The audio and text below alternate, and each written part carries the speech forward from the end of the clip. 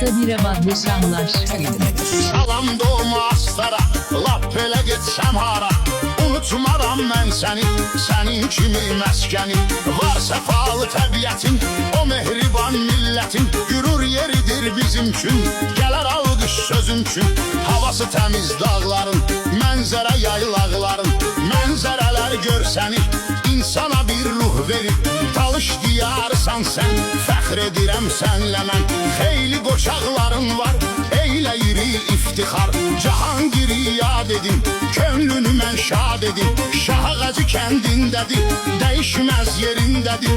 Sadədir, mehribandır, Allah ona təkandır. Həmişə canın sağ etsin, xoş arzularına yetsin.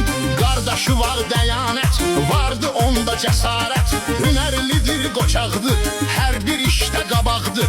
Cahangir qardaşımızın, o əziz sirdaşımızın Yusif adlı oğlu var, bir ömrə bir yadigar. Öz atasının balasıdır, doğma elde qalasıdır. Xeyir işlərin görək, Allah eyləsin kömək. Yazdım bu cür sözləri, şad eləyim sizləri.